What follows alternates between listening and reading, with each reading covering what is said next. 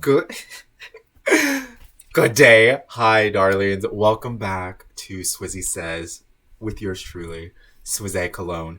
I'm back ready to give think of this as like an audio narration of my tweets about my rewatch of Stranger Things after a rewatch of season 5, volume 1, after doing one in preparation for that. So, yes, we're back here with season 2. I do look a hot mess, excuse me. You can thank Mariah for that. I did not do this for the channel. No. Oh my god, I can't wait. Okay, my commentary is going to be from a literary film critique perspective, as well as just kind of pure reactionary. I'm not giving the most thought, if you guys couldn't tell. This isn't agenda posting. It really is like after watching a show for 10 years and rewatching it basically for every season. It's just fascinating to see like what is picked up, especially when you kind of train your eye to be more critical. And of course, have watched a ton of YouTube videos and some TikToks and reels and tweets and threads about it. So on towards season 2 of my rewatch live tweeting this year ahead of STSV 5v2. Stranger Things season 5 volume 2. Yes, correct. So I already did season 1, so y'all are jumping in with me to season 2, higher highs and lower lows. So let's that's someone else. Sorry. Someone else's tagline. So let's start the party, y'all. Let's get this party. Wait, how does the lyric go? Let's get this started. Yeah. Inspiration everywhere. All I can say. Season 2, chapter 1, Mad Max. As a certified contrarian, I enjoy how season 2 opens with setting of the stage with Kali and her crew. It's like alluding to there's a whole larger world out there, which, season 4 does. But I just, it's the 80s. It's not just Hawkins, excuse me. And do my fellow strangers forget that Callie does the 11 nosebleed wipe thing too. Just like XXXX starts with a W. Yeah, y'all can figure it out. And the story crafters immediately connect the seemingly random cold open to the main Hawkins narrative with this news sequence about the police chase in Pittsburgh in the Henderson household. Cheeky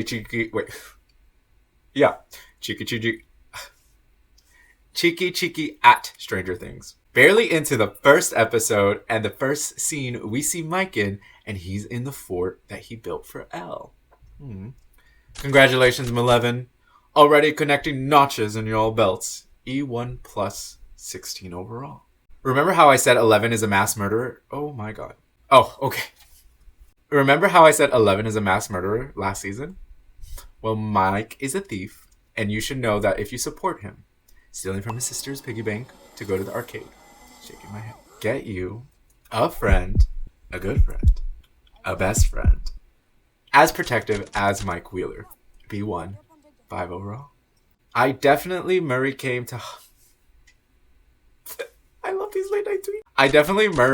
Hopper as a concerned citizen and introducing the Russian conspiracy stuff. Wow. Do I have to start tracking the Russian hints in season 1s and 2s? I don't know if there were in season 1, but I can tell you, I did not go back and check. Wait, so Nancy does... Okay, so Nancy... We'll get to it. But pictured here, Nancy literally just says, I love you back to Steve with no hesitation or hardness. I was led to believe by everyone that it was a Wheeler problem to not be able to say it, to pay they weren't truly in love with. To pay?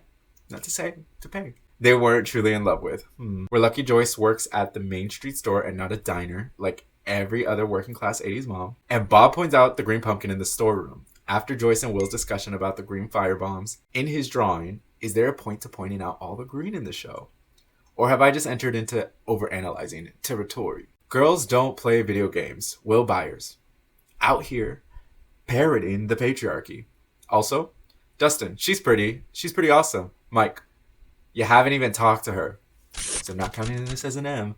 But just cute, this ish isn't skin deep with Senor Mike. Lucas, he's always weird when he has to go in. I don't know. He's quiet today. Also, Mike looks intensely concerned. Something like that. B2, 6 overall.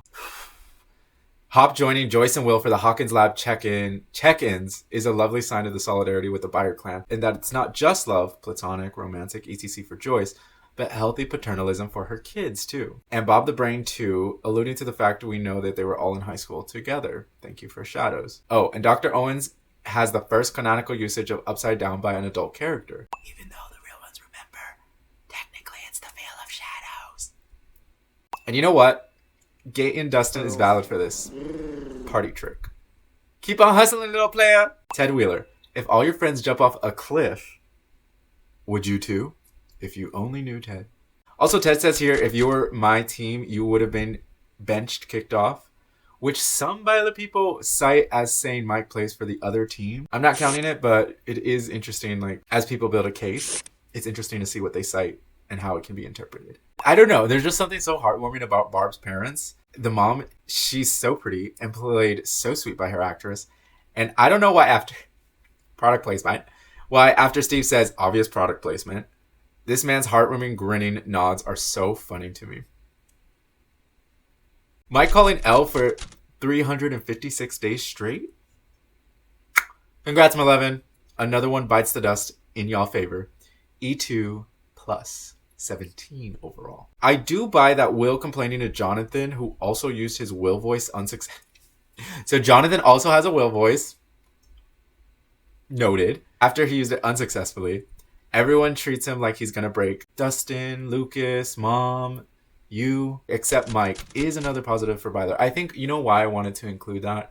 Because if you're like carving someone out in a way that's special and unique and is clearly surpassed both the familial and platonic love, you know, the stuff can be subconscious. And Jonathan's "you are a freak" speech reminds me of Loser Baby. You gotta have a Hazard Hotel crossover. And am I really that slow? Probably. Of course, every scene where Hopper is protective of Elle in every season, including the first one, is because he wants to hold on to the idea of the daughter he lost. Iconically epic Mind Flayer reveal. You know, I think a lot about the different types of like horror the show draws from with an image like this. And, you know, of course, there's the government conspiracy, law society. Then there's the, of course, like body and monster horror of the Demogorgons, Demodogs, yada yada. There's, of course, later seasons like psychological terror, trauma horror. And then there's this kind of cosmic horror, right? This otherworldly, ominous, larger, the mist, color of space, underwater horror. And I guess I'm a kind of, as long as it's not like gory or demonic, kind of an all of the above girly, but there's something about the show. The cosmic horror really hits. I mean, The Mist is one of my favorite movies, so it's not really going to be a surprise there, is it? Season 2, Chapter 2, Trick or Treat Freak.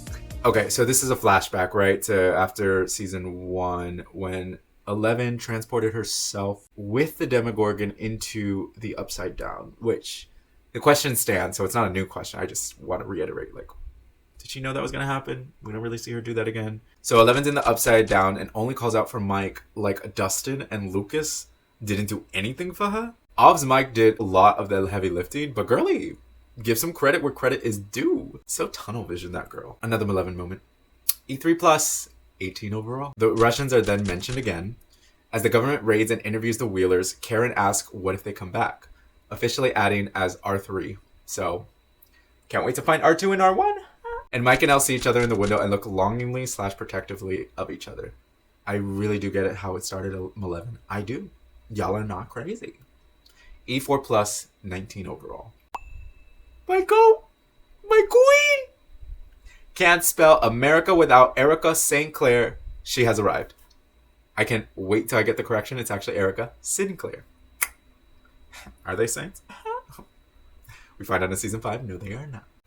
Mike saying Lucas can't be Venkman and he, Mike, can't be Winston.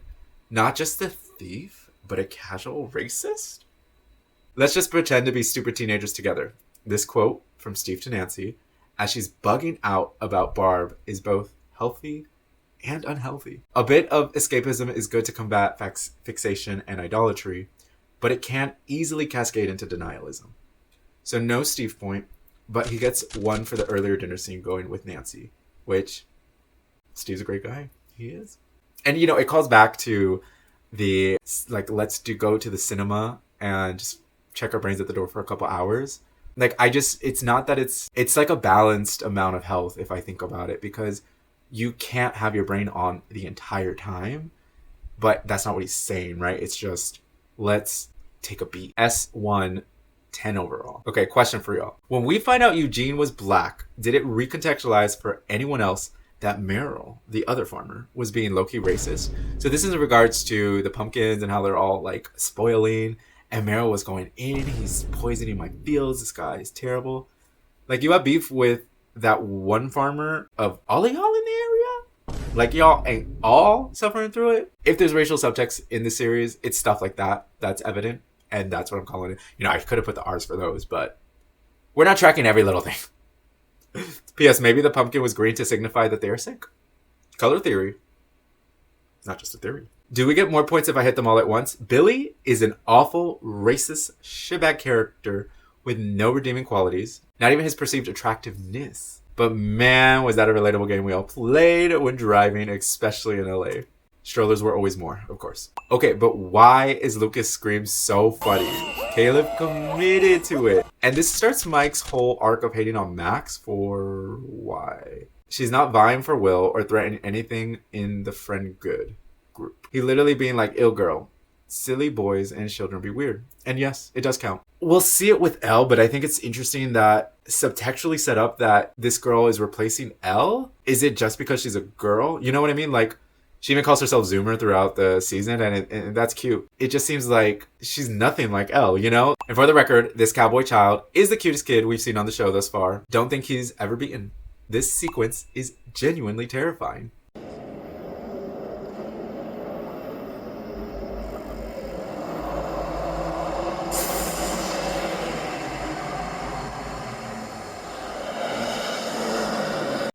That cosmic horror that we talked about. And has me with the first question of the season. His mind takes him into the upside down, but he's still walking in the real world.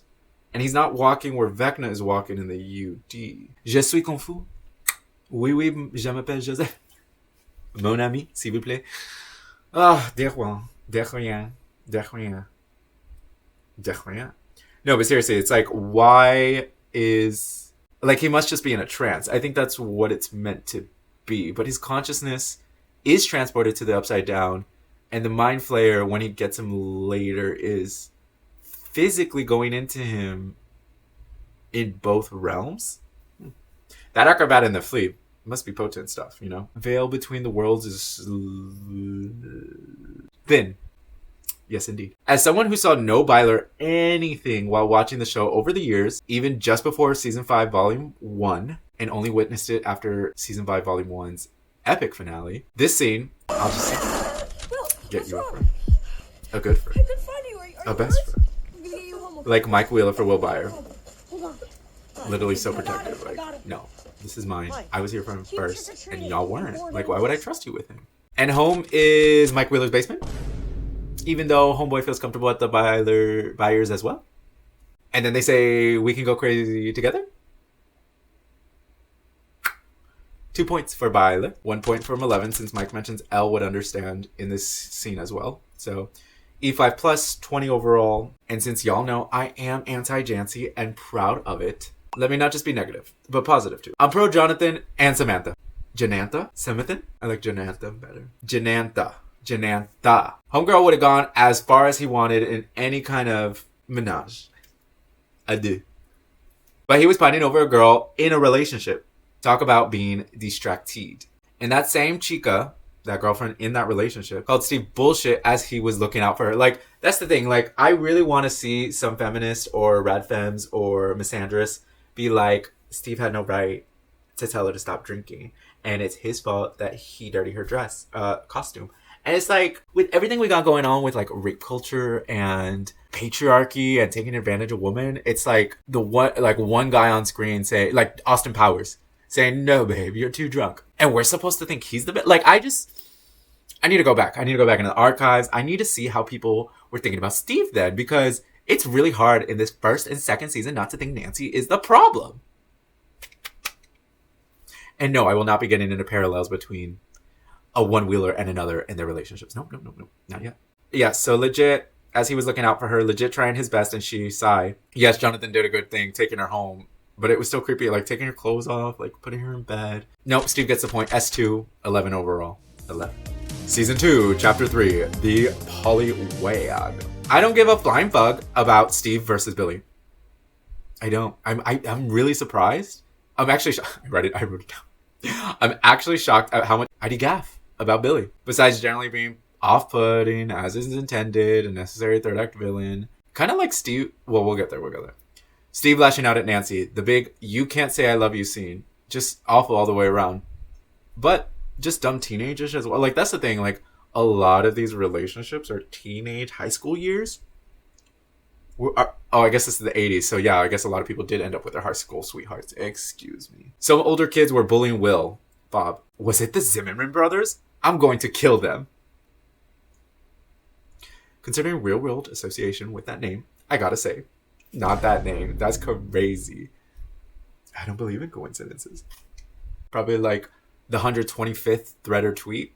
I finally, for the first time, am actually giving Jonathan any Jancy related credit. Covering for Steve was actually pretty dope and fraternal solidarity. Okay, like, we love not being a problematic ex or a problematic winner of the new person in that relationship. Like, what's the opposite of ex? Does any relationship people know? Because I do not. Also, Nancy, doesn't it make you mad? Jonathan looks confused. A very normal expression for him. Nancy, those people who made all those people suffer get away with it. Jonathan, but they're dead. Nancy, do you really believe that? And our intrepid, badass investigative journalist Nancy Drew was born.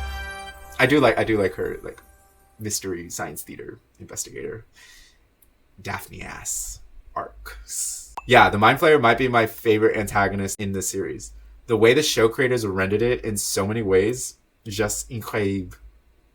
And of course, our dear Joyce is the one to discover it and put it together. Okay, Dart and Dustin.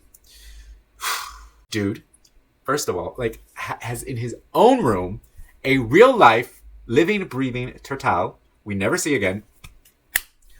The Buyer's Dog's counterpart for season 2, because I never see that turtle.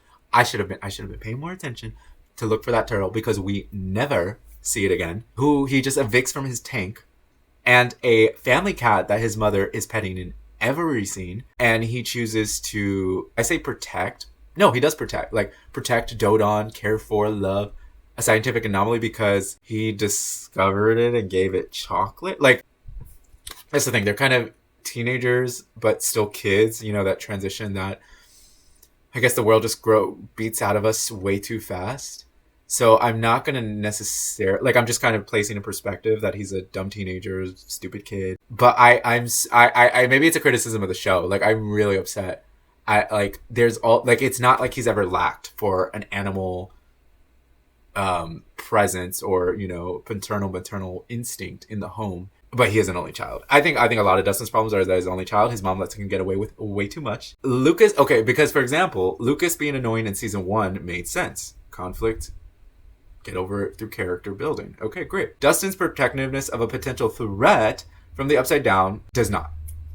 Even if it does Blue the Raptor him in the Scooby-Doo gang later in the season, I'll mention that. Even if you make a character illogical, I can respect bringing it up in a way that is logically consistent within the series, even if it's a trope that's annoying. But I will say also that it's a potential threat from the Upside Down, but like the character doesn't know that. Like, what's everyone's perspective, right? Like, Joyce knows that there's some weird stuff happening with Will being transmitted with the iconography of the Mind Flayer. You know, Will's having checkups. Will knows that he's puking up slugs. Mike knows that he's being a little quiet, and that's it. Man, I'm really defending Dustin. I'm done. Mike checks in and believes Will instantly and urgently. When Will has his little neck connection to the Upside Down, that's when Mike believes him instantly. Adby L. Mike had great chemistry with Max. I'd argue Eddie and Chrissy level in terms of immediate connection. I think he's bi. So there's Mad Wheeler?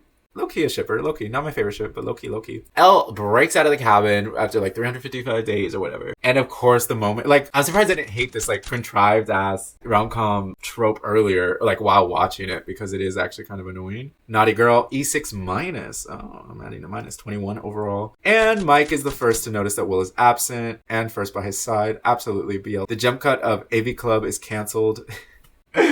So Joyce calls on the phone, the school AV Club is canceled, and then there's just like this series of jump cuts of her like getting in the car, spinning the wheel, driving off. Like, Joyce is that annoying, like, paranoid parent with reason. So, but it was a funny sequence. Oh, Robert.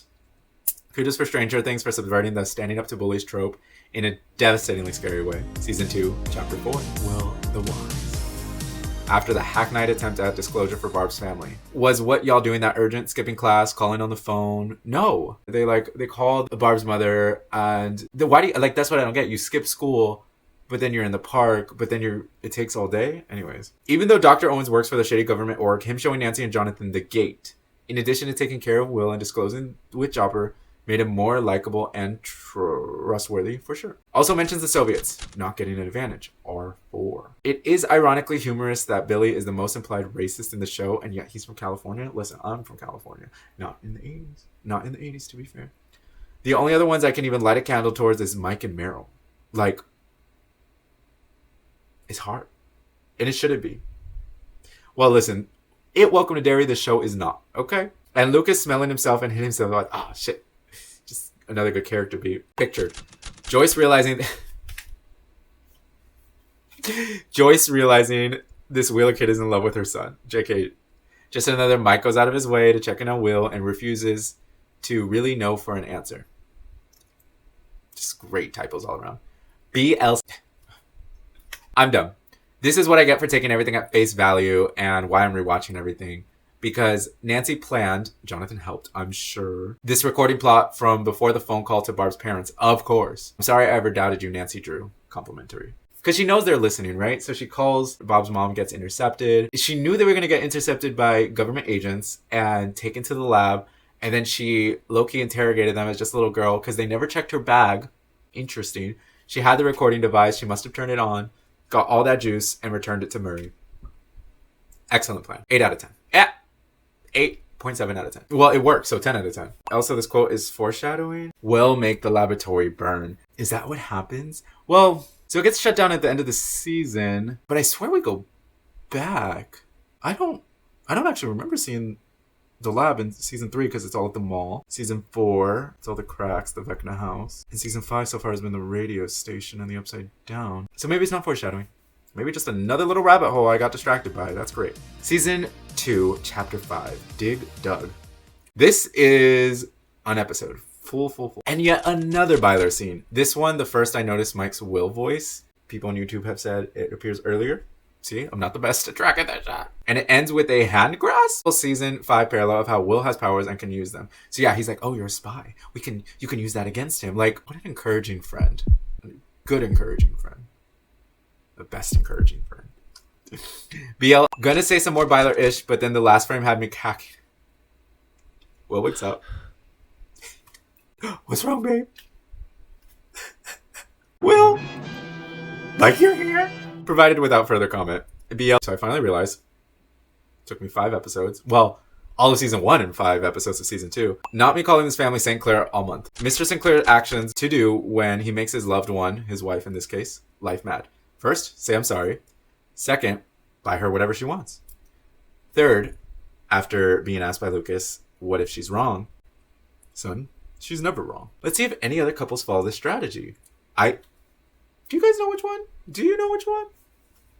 I don't think you know. First off, the only human we see in this country voting for... Oh, I forgot to do the montage. Or collage, excuse me. So obviously the Byers don't have a yard sign. And we never see the Sinclair's house have a yard sign. We barely see the Sinclair house. We only see Wheelers who vote for Reagan and Mrs. Henderson who voted for Mondale and Ferrero. She's the most decent person in Hawkins and I'm willing to stand by it. She's a sweetheart.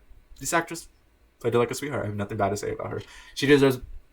Dustin needs to treat her better. That is what I will say. Second, I cannot believe how angry I get over Dustin lying to his mom. She loves him and he sent her on a goose chase, if Nancy knew. All he says after apologizing to Dart, that he locks in the outside bunker basement, you killed my cat. Dude has more angst to this walking flower tadpole than any of his family pets. We never see the turtle, so I don't know if the demo dog Dart ate that. I really got mad in preparation for the season because I thought Dustin hid the demo dog, and then it gets out, and that's when everything else happens. But no. He finds it, takes it into the school, almost shows it to Mr. Clark, and then it escapes. Oh, but then Dustin finds it. That's what happens. Dustin finds it at the school and then takes it back home. So it was in his home twice. And then it kills his family cat.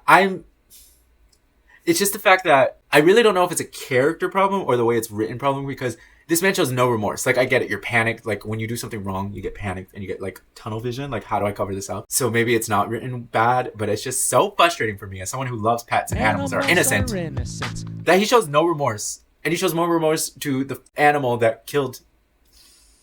And then he lies to his mom. Oh, I found it at a house over here. They just called da-da-da-da evil. Dustin does not get just desserts for this. He doesn't. He needed more consequences. He did. I said what I said, and I'm not changing on it, okay? In fact, spoiler, Dart, they let her see a grown-up version for him, lets them go because Dustin's connection and feeds him more chocolate. So he's rewarded for everything he does. Moving on. I love a good conspiracy wall. Unlike others, I like Murray's inclusion. Oh, not Murray's wall. I find the character Murray great, and I don't get oversaturated with him. First of all, from a geospatial perspective, how? Like, I get you're connecting everything, but to overlay it 3-dimensional. Honestly, I should give Joyce some peas because, damn, good job, girlie. The ST team definitely outdid themselves from seasons 1's Christmas lights. 2, there's some relation to the tunnels and not being able to cross water, but I don't know what it is. And I only say that because we know that there's no water in the Upside Down, so like water imagery and the lack thereof is very importante to the series. 3, my fave Bob the Brain trait is that he's a big old geography nerd like me, knowing his little town. Thank you, Lover's Lake. Vecna definitely ordered his hit later in the season for this discovery. This thanks to Willis By. That's my headcanon. Joyce probably deserved Bob, but the rest of us did not. You can't spell America without Erica. I was gonna double down on the Dustin hate for hiding his Dart scandal. And fascinating that this parallels his... So I'm gonna see if it parallels anything else. He's on his own because of his own sins of hiding that damn dart. So it is fascinating that this parallels what happens with season 5 and the bullies, which is heart-wrenching in so many ways. This is just a lighter tone version of that. As he's burying his mom's cat, by the way, covering that shit up. But it brings back my fave, YCSAWE, the closest she gets to being involved in the main plot yet.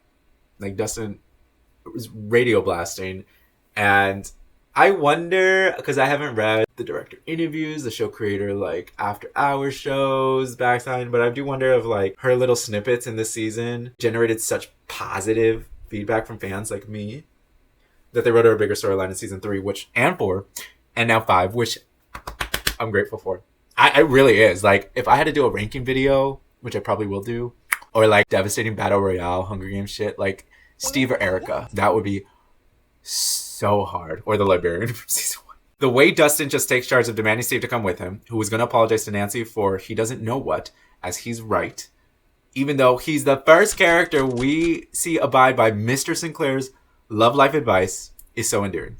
Besides snatching the roses. Like, why you just gotta be Dustin? And Steve just does. Glad it brings the best boy into the narrative. Good old Steve's S3, 12 overall. So,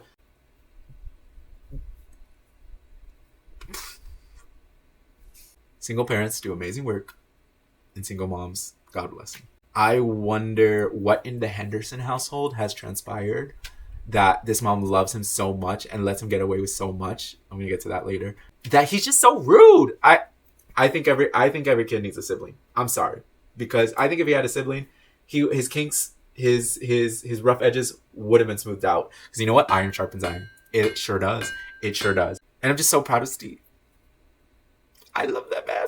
He tried so hard in season 1 and 2. You know what? So let him have his love confession to Nancy in season 4. Let him fight for her attention in season 5. You know what? Because I have all this evidence that this man tried his best. I only have 2 things that I'm not tracking, but that I recall that he did wrong, but as a teenager.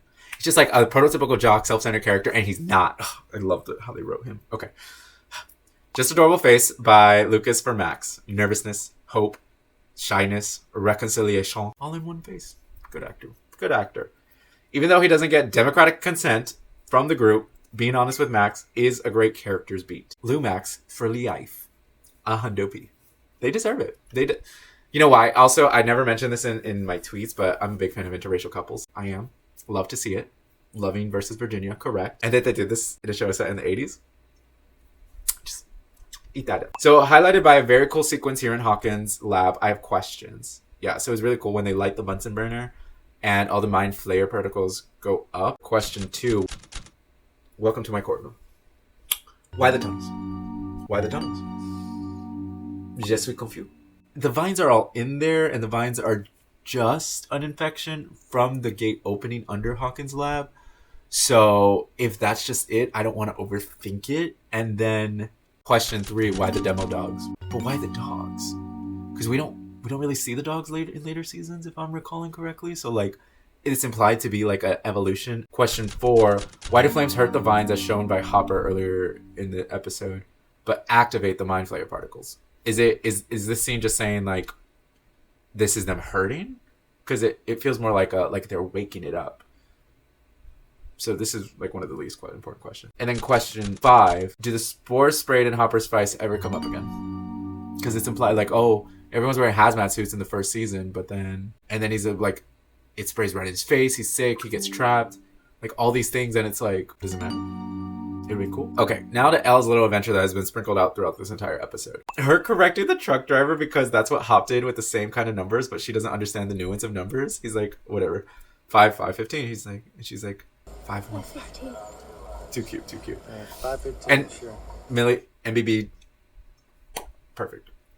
The entire Elle's mom's story is tragic, shown through flashbacks very well, and just like the catatonic state, and then like rainbow, turn right, left, like it just culminates so effectively for us viewers. And Elle saying she would stay with her auntie, like blood is thicker than water, but the blood of the covenant is thicker than the water of the womb. So like she doesn't need to stay with her family just because it's blood, but you know her mom really tried to go out for her, away for her, and then she leaves her aunt and they never bring her back. They could have been family, you know. Like, the auntie was ready to take care of her. And she only called because she was... I understood that when she called Hopper and Joyce, who visited her in the first season, to come and let them know that she's here. I didn't interpret it as her. She was just trying to get rid of her. I thought she was just asking for more help. But I'm a little sentimentalist, so... she was found in the Rainbow Room with Kali, even though they're siblings. So I'm happy if they stay siblings. But one has to question... No comment. No assumptions. Just questions. The younger kids, when she's found in the room, like, I'm sorry, it's a very sad sequence, but it's just like, Elle's younger version is like, and Collie's version is serving face. She's like,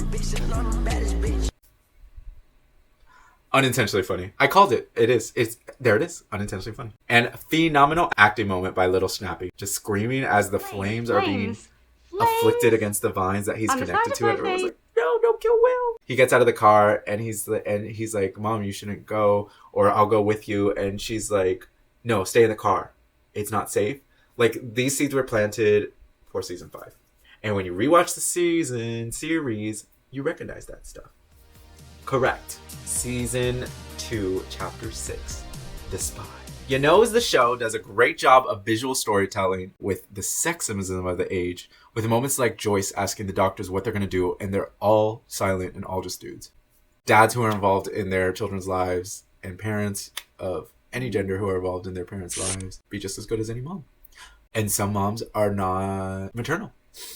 But you just know if there were women doctors in that scene, Joyce would have, I think Joyce, wouldn't feel so like I'm up against the world. That's all I want to say. And the show, like with the show's racism, the show's sexism is a little more overt, especially in season 3, obviously. But it's just like these subtle moments right there on screen for all to see. And it's really how inkblot tests.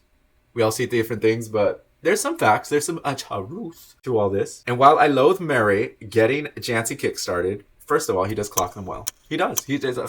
I love it. It's just like, oh, we like Steve, but we don't. I hate you for that, Murray, but I gotta respect your game. I'm part of the Byler train. I am. I admit this. That would enjoy it if he pulled this trick on Will and Mike in season 5. Yes, correct. I would. It would be entertaining. And it would be, you know why? Because rule of threes, bitch. Rule of threes. Let's go. That's all I want to say about that. Even though helping teenagers hook up is weird. Because, actual question, Q6, which would make this Q17 overall. How far away is Murray's compound? Do we ever get a map from the show creators or something? Because they drive a while. But they get there during the day. The same day they left. So is it in the same county as Hawkins or not? Like, Nancy and Steve... So I get that they're with Murray for a while, like, explaining everything. But what? It's 11 p.m.? 12 a.m.? 1 a.m.? 10 p.m.? Why can't they drive back home? So Jancy can happen? I don't like it. Also, he was like in there at the start of season 2. So why is he going to Hawkins PD? That implies that it's the closest town to him. But if it's so far, like, why not just call? Why not send an email? I know, calm down. It just feels contrived to get Jancy together, and I don't like Jancy, and I hope they break up. She saw that ring. Anyways, the boys are sleeping at the same time together next to each other. Not sure if Mike was allowed to go home because of, getting found in the tunnels and yada, yada, yada. But clearly, he would have stayed by Will's side no matter what. True dedication. Get y'all a friend. A real friend. A good friend. A best friend. Like Michael Wheeler. BL10, 14 overall. Sad detail easily missed. Max trying to repair her broken skateboard that we weren't sure how it happened. But we know it was because of Dan Billy. And then Lucas ready to show her proof and whisk her away. What a knight in shining armor. I'm sorry. This look of pure bliss Mike gives Joyce as Will remembers him after losing most of his memory is not just the most adorable thing. It is. And Joyce is supportive AF as usual. I think Joyce would like him as a son-in-law. Okay. BL 11, 15 overall. I swear I'm not trying to take a picture of everything, but the shot is so peak. The composition, depth, actor actions, color contrast, Spike sticking out. By the way, Spike is the back because I don't know if he has another name. Buddy building, and thanks for the reminder. I need to get Fabergé and Farrah Fawcett spray. I do. Because, what is this doing? P.S. Important to note electricity talk that Steve mentions, which actually does come up later in the season, and how it sets up Max's rejection of Dustin, which Robin's talk to Will in season 5 parallels. And having finished the season, she doesn't actively reject Dustin. She just chooses Lucas. It's not like Dustin ever expressed active intent for her to necessitate her rejection. And I guess that's all the comeuppance he gets all season, which no one's owed anyone. And he wasn't owed Max, and neither is Lucas. What about choice? And consent. Legit Wild Hopper radioing Elle in the cabin. It sets the tone for his narrations over the rest of the series. I bet season 5 ends with one from him, calling it. He legit doesn't know she skipped town.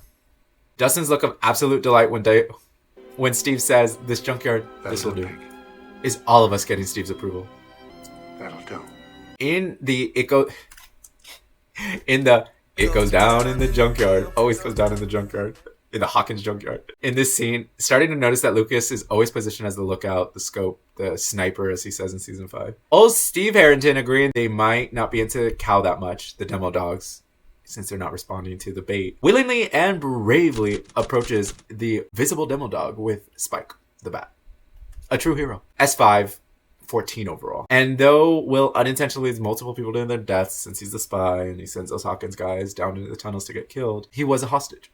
Unlike Elle, who was defending her friends, I didn't say that in my tweet in the first season, she still actively killed multiple people while Will passively did. I'm just noting the contrast. I'm just an observer and call her outer. That's who I am. Call her outer. I didn't even know her. Season 2, Chapter 7. The Lost Sister. Time for one of my favorite episodes. And as Elle meets the Scooby-Doo gang, each one has one to a few lines of dialogue that immediately establishes their character. The conserved soft one, the instigator, the inquirer, the bodyguard,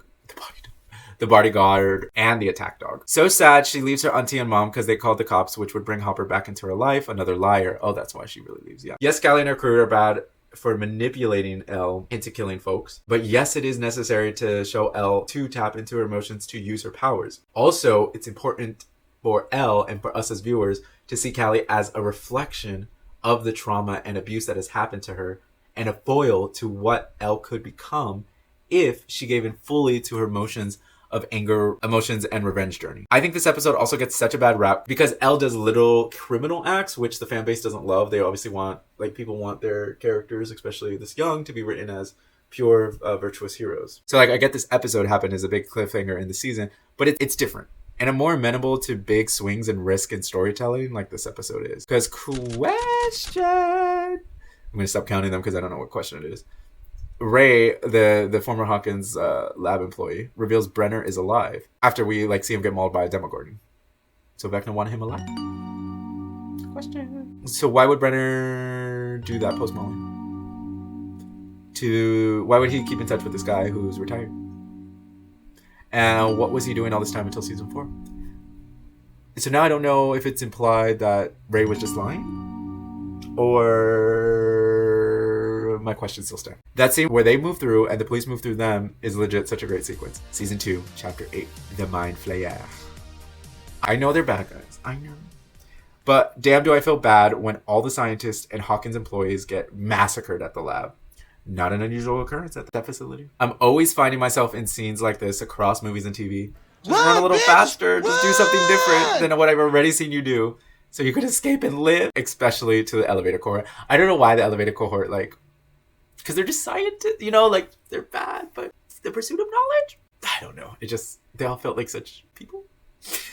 Max's mom first canonical appearance, and she looks snatched. Absolute knockout. I see what got Billy's dad's attention, but what does she see in him? Because she sees him hopefully. Okay, so this whole scene where like Max is missing and Billy don't know, and so the dad comes in to interrogate him. Billy's actor does get hella credit for like the nuanced way he plays this scene. Like, you could sense fear, resentment, annoyance, challenging the authority figure, and of course the cycle of abuse, so he takes it on an L, and Lucas, the racism fueling his insecurities and frustrations in life. So, like, in one scene, it's like established, punto, like, efectivo. I don't really like Billy's storylines and all that, but it doesn't mean they're not well constructed in a way that is effective to providing logic for some of the actions that are taken. And speaking of... Why does Billy's dad call his son a fag while he stands in front of a woman in a bikini? Like, that's crazy work. Just because he dresses up nicer than you? You know what? Straight men are insecure. I said it. Can't wait to be used against me in a court of law. Can't wait. Nancy, Jonathan, I think there's something in the woods. Also Nancy. Proceeds to walk towards the ominous noises in the woods. You know, she really is part of the Scooby-Doo gang. I don't know. I could see Daphne doing that. I could. Which is funny because across the teen characters, that would mean Nancy is Daphne, Steve is Fred, and Shaggy is Jonathan. He smokes in season 4. It fits. Which means Robin is Velma. Robin becomes a lesbian and dates someone like Velma was supposed to in Scooby-Doo 2. It fits. Editing Swizzy here, realizing that even Scooby-Doo has a Stranger Things counterpart in the character of Dustin. It also fits. You know we got a mystery to solve. If I sits, I fits. Okay. Nancy girl, love your investigative spirit, but please don't lose your self-preservation instincts too. Hello? Dustin pushing Jonathan, being aggro, cursing excessively. The seeds have always been shown that Dusty Buns is low-key an arsehole as a teenager, which blossoms in season 5. Ultimate one kid syndrome. 2BQ. Bob's death always feels like it's in the finale, but it's in the first half of the penultimate episode. Also, what were Joyce and him doing? Because, okay, so here's the sequence of events. They get Will, Mike, and Joyce out. Bob has to go down to reset the breakers and turn on the programming language computers to let them get out because the facility has been shut down. Hopper goes with Dr. Owens, and so they all split up. But then by the time Bob gets up to the lobby where the doors are open and Hopper is outside, and so is Mike, I guess with Will, I guess they must have been putting them in the car? And Joyce is just standing there as the demo dog. Look, we see bodies in the lobby. It is not the strongest setup from my rewatching opinion. Because then she just stares and Bob is like, oh, my love, I see you. And stands there and then gets eaten. And then Hopper comes in and is like, we gotta go. Shoots it a couple times, but more demo dogs come in and then they leave. If y'all had the car in the front already because y'all were already outside. Y'all were ready to go. Bob did not need to die. Dopey. He didn't. Yeah, what were they doing? Checking the surroundings? The blocking enough time scene is always off on every rewatch, but not its emotional impact. It is emotionally evocative. Us sweet, smart guys just don't get to survive. God bless Mike helps develop the heaviness of Bob's death by revealing he was the founder of Hawkins High AV Club. I wonder if that first Shadows play shows that, you know. As Dustin explains the Mind Flayer to the unified group, he calls it the best metaphor. And Lucas interjects with a correction, analogy. Which Dustin scoffs is like, is that what you want to focus on? Calling back out of these two getting into verbal tit for tats over grammar since season 1, the Star Wars argument in the principal's office.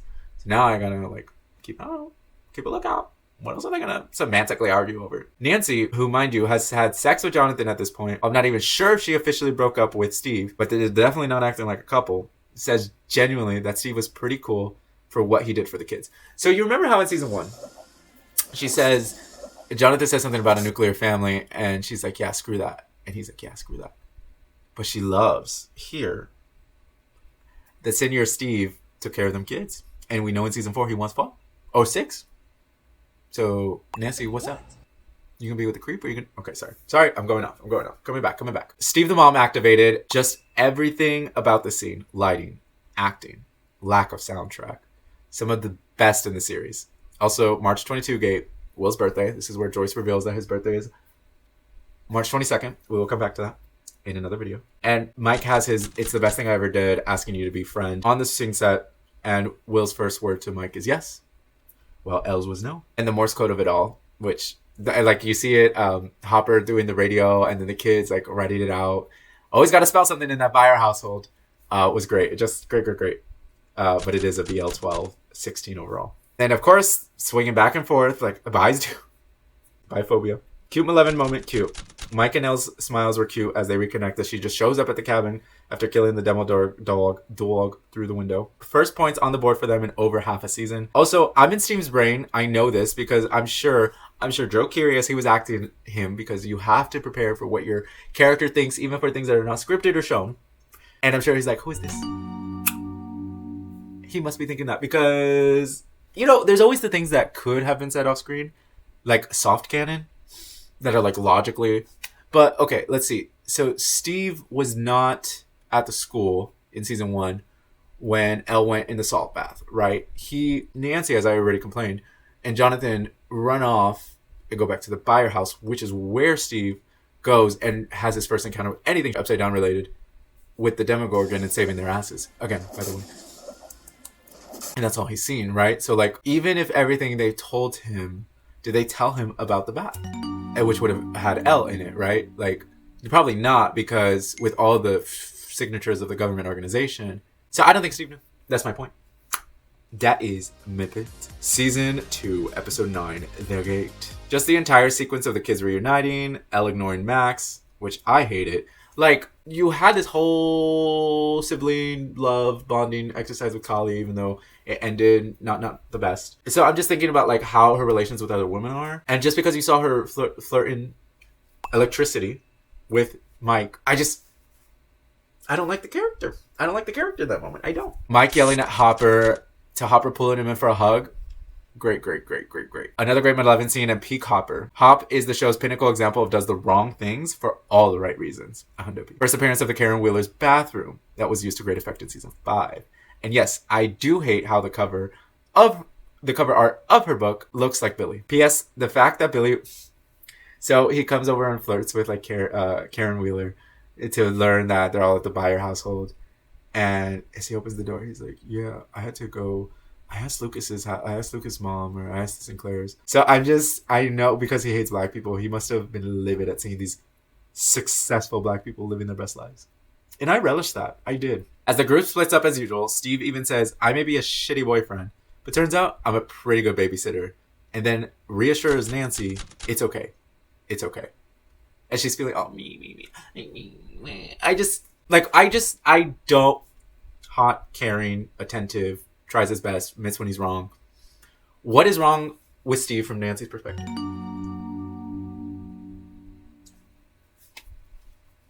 The jury would like to know. Add another point for Stevendor as in Gryffindor. S6, 15 overall. Look at our man with his children. Even him arguing with them is hilarious. Then he gets beat up defending the kids from racist Billy.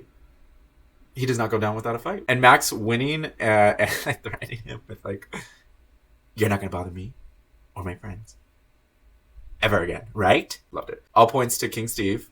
So he gets 2 here. S7 and 8, 16 and 17 overall. After another almost kiss, this kid is bi, I swear. The heart-to-heart with Hop and Elle was sweet. But it is interesting that Elle does not admit she went to Chicago, and that this is the first time Elle learns of Sarah, Hop's daughter, and her... she doesn't learn about the cancer and all that. She's still a kid in his eyes. That she's gone.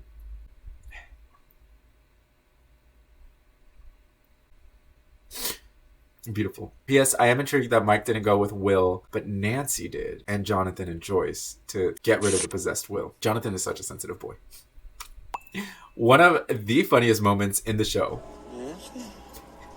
Finn nailed that look, and no, this will not be an example of M, just a deeper joke of Nancy equals queer. Oh, that's why. Nancy Walkum Down Wheeler was the only one who would have the gumption to use a smoking hot fire poker to stab a possessed Will to release Joyce, who Will, as the possessed Mind Flayer Vecna, was choked. Mike wouldn't have, Jonathan did not, and Joyce couldn't. We see you, Nance. We see you, Nancy girl. Nancy Walkum Down Wheeler. So questions after Elle closes the gate. First time back in the lab since season 1, episode 1. So it was a moment for her. So I get the vines were spreading the infection, but the tunnels were just for the demo dogs to get around.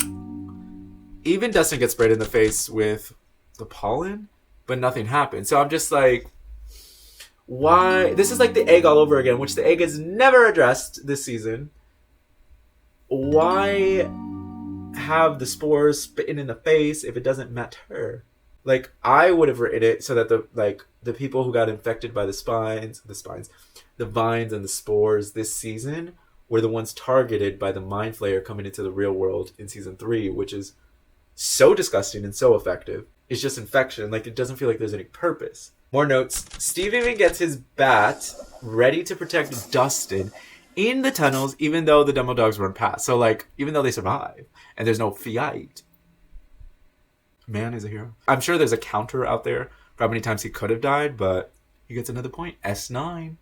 18 overall. Glad Nancy got justice for Barb and the Hawkins lab shut down. This scene of Max with her mom. Look how proud her mom looks. Look how proud she looks. I don't know why, y'all, but I love them. And I wish we had seen more of Max and her mom. They're beautiful. She's so supportive. Like,